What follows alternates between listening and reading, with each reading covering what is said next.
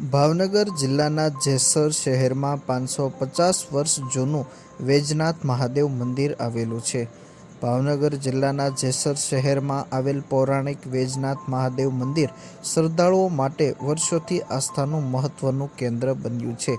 સ્થાનિક લોકોના જણાવ્યા મુજબ 550 વર્ષ કરતાં પણ વધુ જૂનું આ મંદિર છે. વીર જેસાજી અને વેજાજી સાથે આ મંદિરનો ઇતિહાસ જોડાયેલો છે. તેઓ દ્વારા સ્થાપના કરવામાં આવી હોવાનું સ્થાનિકો જણાવી રહ્યા છે. પ્રાચીન સમયથી જ આ સ્થળે ભગવાન શિવની ઉપાસના થતી આવી છે અને આજે પણ ભક્તિ તથા શ્રદ્ધાની પરંપરા અવિરત જોવા મળે છે. આ મહાદેવ મંદિર સાથે જેસર શહેરના ધાર્મિક અને ઐતિહાસિક વારસાની એક વિશેષ ઓળખ પણ જોડાયેલી છે.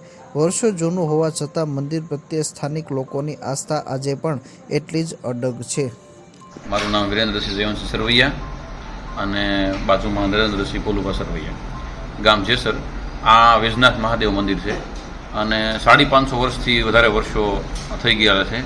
અને 1300ની સાલમાં વીર જેસાજી વેજાજી સરવૈયાએ આ જેસર ગામની જ્યારે સ્થાપના કરેલી ત્યારે મોટા વેજલા વિસ્તારમાં આ મહાદેવ મંદિરનું સ્થાપના કરેલી.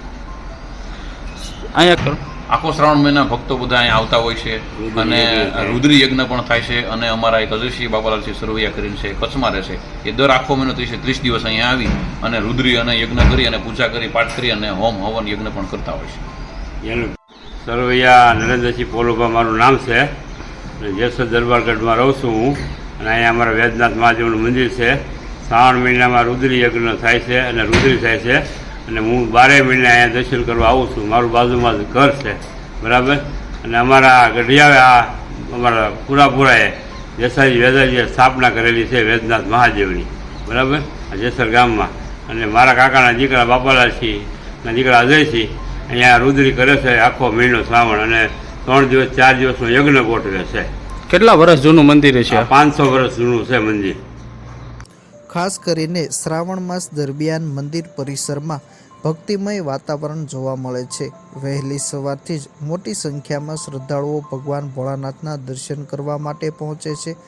ભક્તો ભગવાન શિવને જળ, દૂધ, બીલીપત્ર સહિતની પૂજા સામગ્રી અર્પણ કરી પરિવારની સુખ, શાંતિ અને સમૃદ્ધિ માટે પ્રાર્થના કરે છે. શ્રાવણ માસ ભગવાન શિવની આરાધના માટે વિશેષ માનવામાં આવતો હોવાથી આ મહાદેવ મંદિરમાં પણ વિવિધ ધાર્મિક કાર્યક્રમોનું આયોજન કરવામાં આવે છે.